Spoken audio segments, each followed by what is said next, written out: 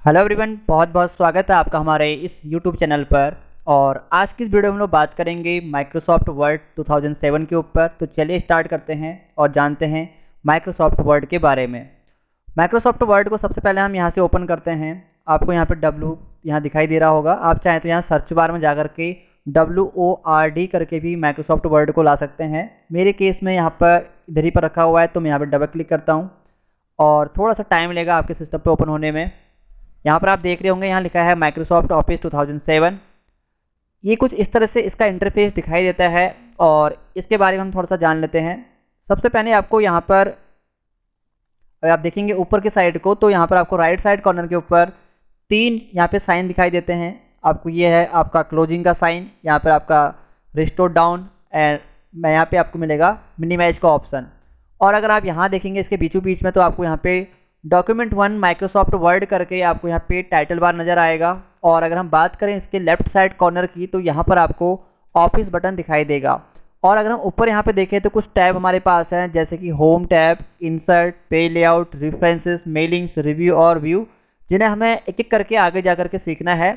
और अगर इसके जस्ट नीचे देखें तो यहाँ पर आपके सामने एक रिबन आपको दिखाई देगा पूरा का पूरा इस तरह से। यहाँ पर आपको ये रिबन, इसको हम कहते हैं। और रिबन के अंदर भी अगर आप जाएंगे तो आपको यहाँ पे ब्लॉक दिखाई देंगे। जैसे पहला ब्लॉक है क्लिपबोर्ड ब्लॉक, दूसरा आपको यहाँ देखने को मिलेगा फॉन्ट ब्लॉक, तीसरा आपको मिलेगा यहाँ पे पैराग्राफ, चौथा आपको मिलेगा यहाँ पे स्टाइल्स और यहाँ पे आपका एडिटिंग है। अगर हम थोड़ा सा नीचे को आए तो यहाँ पर आपको ये पेज दिखाई देगा और यहाँ पर आपको customize quick access tool bar दिखाई दे रहा होगा। इसके ऊपर को अगर आप यहाँ देखें तो इसको हम कहते हैं रूलर। यहाँ से आप रूलर को कम ज़्यादा कर सकते हैं। यहाँ पर आपके पास भी रूलर यहाँ पे दिखाई देगा, आपको यहाँ पे वर्टिकल रूलर आपको यहाँ दिखाई दे रहा होगा। इसके साथ साथ आपको यहाँ पर वर्टिकल जो है आपका यहाँ पर स्क्रॉल बार भी आपको यहाँ पे दिखाई दे रहा है। अगर हम यहाँ पे बात करें नीचे, तो यहाँ पर आपने कितने पेज लिए हुए हैं, कितने वर्ड आपने टाइप करे हुए हैं, स्टेटस बार भी आपको यहीं पर नज़र आता है। तो चलिए आगे बढ़ते हैं। उसके बाद अगर हम बात करें इसके पेज को, तो यहाँ पर आपको एक पेज यहाँ पे दिखाई देगा जिसको हम प्रिंट पेज लेआउट कहते हैं। और माइक्रोसॉफ्ट वर्ड में आगे बढ़ने से पहले हम कुछ ऑप्शंस यहाँ से सीख लेते हैं कट कॉपी पेस्ट के बारे में। तो चलिए सबसे पहले मैं यहाँ कुछ टाइप कर लेता हूँ।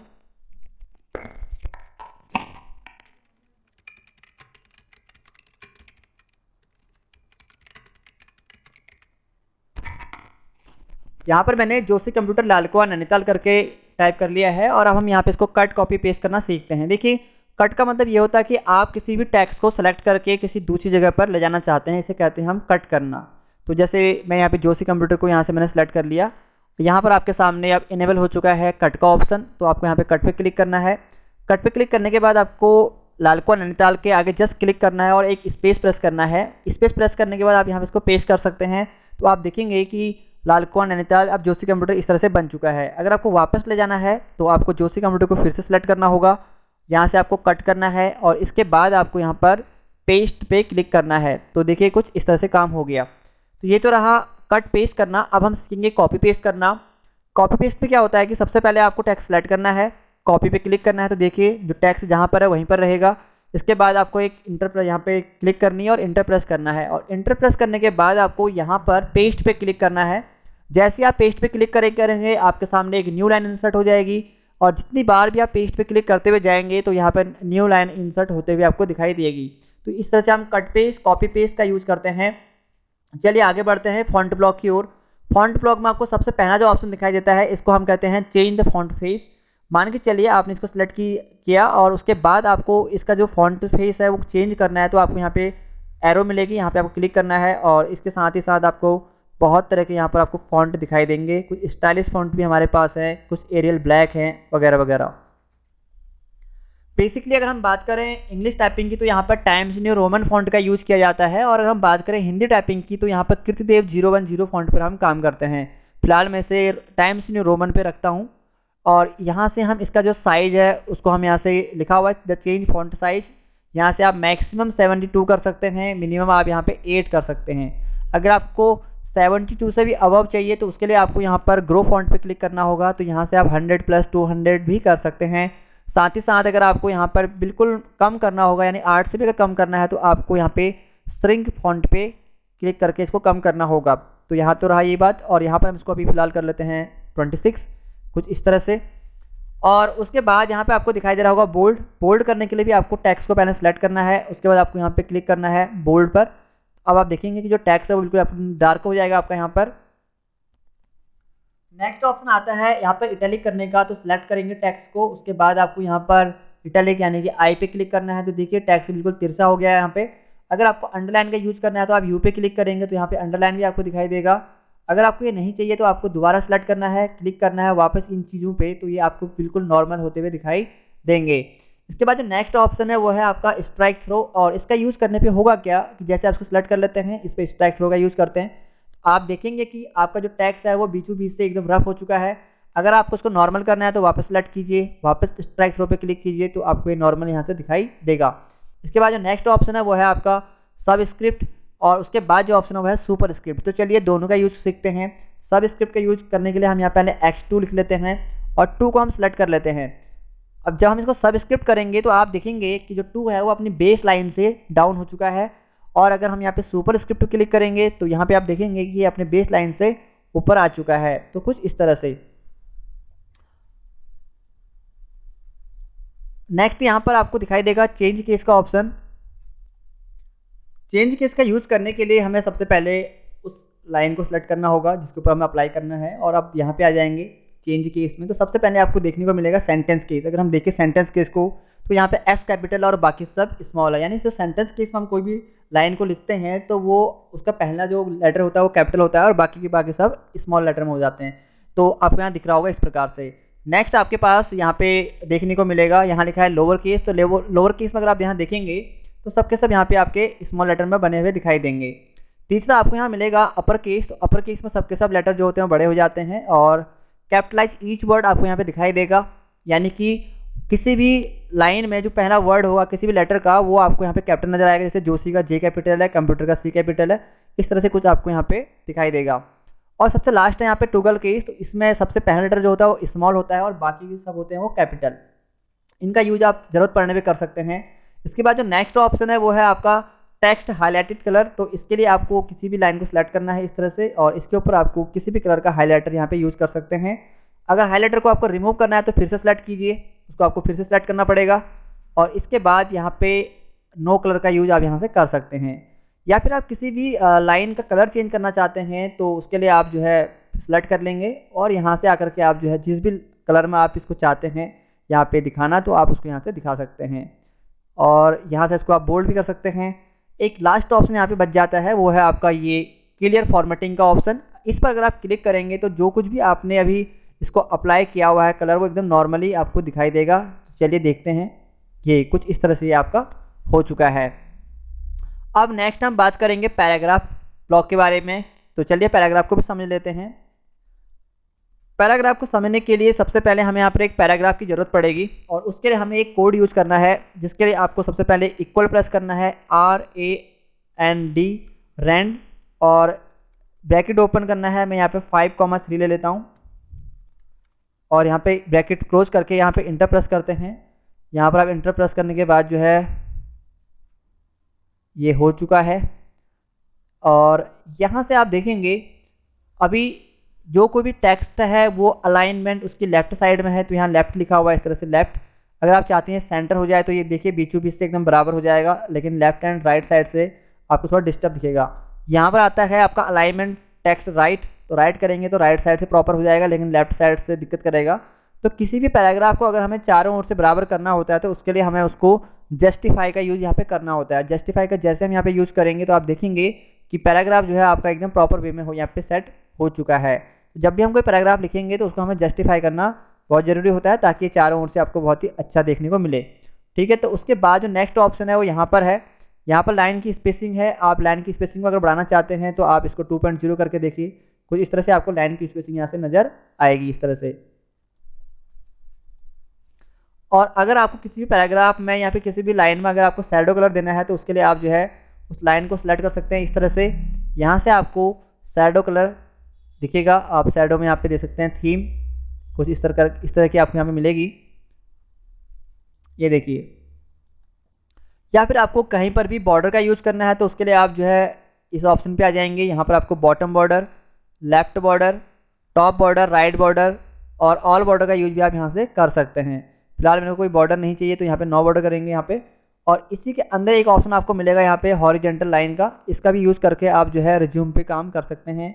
यहाँ पे हम क्लिक करेंगे, यहाँ से हम इसको हम ब्लैक लाइन देते हैं और यहाँ से हम इसको ओके करते हैं। तो आप देखेंगे कुछ इस तरह से डार्क लाइन यहाँ पर एक ड्रॉ हो जाती है। आपको यूज़ करना पड़ेगा इसकी हॉरिजेंटल लाइन का यूज।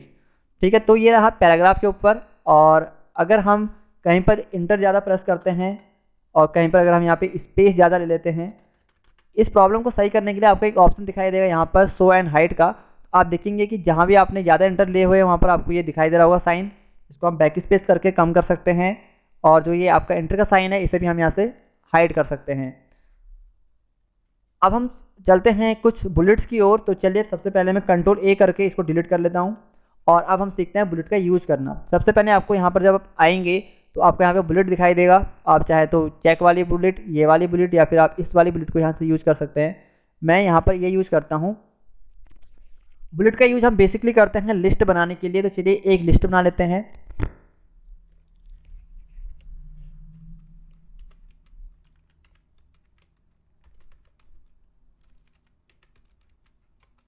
यहाँ पे मैंने नोटबुक लिखा और जैसे इंटर प्रेस करा तो न्यू बुलेट ऑटोमेटिक ऐड हो गई। अब आपको अपने कीबोर्ड से टैब की प्रेस करनी है तो देखिए सब बुलेट आ जाएगी।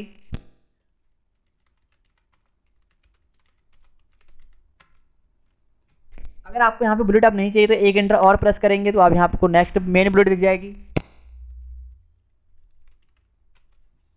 टैब प्रेस करेंगे, यहाँ पर आपको सब बुलेट आ जाएगी।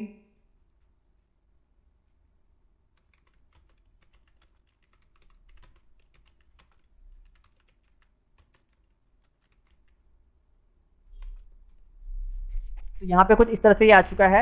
इसे हम इंटर प्रेस करके नेक्स्ट बुलेट ले सकते हैं। और अगर हम यहाँ पे देखें इसको सेलेक्ट करने के बाद, तो यहाँ से अगर आपको बुलेट नहीं चाहिए तो आप यहाँ पे जा करके नंबरिंग का यूज़ कर सकते हैं। यहाँ पर भी आप इस तरह से रोमन में भी आप यूज़ कर सकते हैं कुछ इस तरह से यहाँ पे। और मैं इसको यहाँ पे इस तरह से रख लेता हूँ। यहाँ पे आने के बाद आप जो है इसको कैटेगरी दे सकते हैं। देखिए कुछ इस तरह से अगर हम यहाँ पे जाएँ थोड़ा सा आगे तो इसको हम यहाँ पे इस तरह की फॉर्मेटिंग भी यहाँ से दे सकते हैं। और यहाँ पे लिखा हुआ है आपके सामने इंक्रीज इंडेंट, तो आप यहाँ से इंक्रीज कर सकते हैं इंडेंट को। यहाँ से आप इसको डिस्क्रीज कर सकते हैं कुछ इस तरह से। यहाँ पे इसका यूज इस तरह से हो जाता है। नेक्स्ट आपको यहाँ पे देखने को मिलेगा सॉर्टिंग का यूज। तो चलिए सॉर्टिंग करना भी सीख लेते हैं। इसके लिए हमें यहाँ पे कुछ नेम लिखने पड़ेंगे।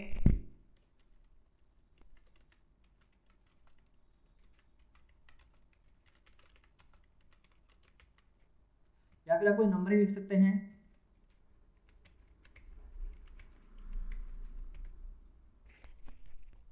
पहले हम यहाँ पे टेक्स्ट को सिलेक्ट करेंगे। सॉर्टिंग का मतलब ये होता है कि आप इसको A to Z या Z to A रखना चाहते हैं। जैसे हम यहाँ पे क्लिक करेंगे तो आपसे यहाँ पूछेगा कि आप असेंडिंग मोड या डिसेंडिंग मोड में रखना चाहते हैं। असेंडिंग यानी कि A to Z। अगर इसको आप ओके करेंगे तो देखिए सबसे पहले A B C D इस तरह से आ चुका है। अगर इन नंबर्स को भी अगर आपको असेंडिंग करना होगा तो आप इसके लिए यहाँ क्लिक करेंगे। क्लिक करने के बाद आपको यहाँ पर असेंडिंग और डिसेंडिंग पूछा जाएगा। यहाँ पे ओके करते हैं तो आप देखिए 1 2 3। और अगर आप यहाँ पर डिसेंडिंग मोड में इसको रखते हैं तो आपको दिखाई देगा 5 4 3 2 1 इस तरह से। सेम इसी तरह से आप यहाँ पे टेक्स्ट पे भी कर सकते हैं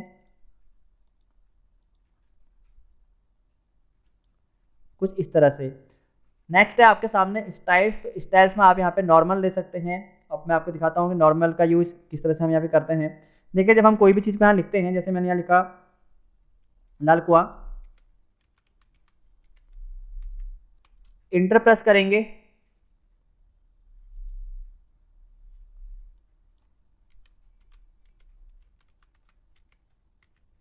यहाँ लाल कुआं लिखा। अभी आप देख लेंगे यहाँ पे नॉर्मल में यहाँ रखा हुआ है। इंटर प्रेस करेंगे तो आप देखेंगे कि यहाँ पर लाल कुआं और हल्द्वानी के बीच में आपको बहुत ज़्यादा स्पेस देखने को मिलेगा कुछ इस प्रकार का।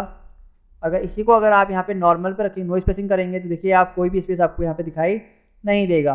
अब किसी भी टेक्स्ट को अगर यहाँ से आप जो है हेडिंग 1 करना चाहते हैं, हेडिंग 1 कर सकते हैं, हेडिंग 2 कर सकते हैं, टाइटल में कर सकते हैं, सब टाइटल कर सकते हैं। साथ ही साथ आप बहुत सारी चीज़ों का यूज यहाँ से इस तरह से कर सकते हैं। यहाँ पे आने के बाद आप चाहे तो इनका स्टाइल भी यहाँ से चेंज कर सकते हैं, कलर चेंज कर सकते हैं। आपको देखना है इसका यूज अप्लाई करके एक बार। और अगर हम बात करें लास्ट ऑप्शन, तो यहाँ पर आपको सबसे पहले फाइंड दिखेगा।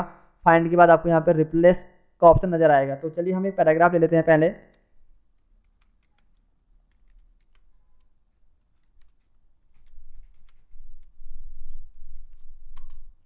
यहाँ पर कुछ लाइनें हमने यहाँ पे ले ली हैं और मेरे को यहाँ पर कुछ अगर फाइंड करना है तो हम यहाँ पे क्लिक करेंगे, शॉर्टकट की कंट्रोल F होती है।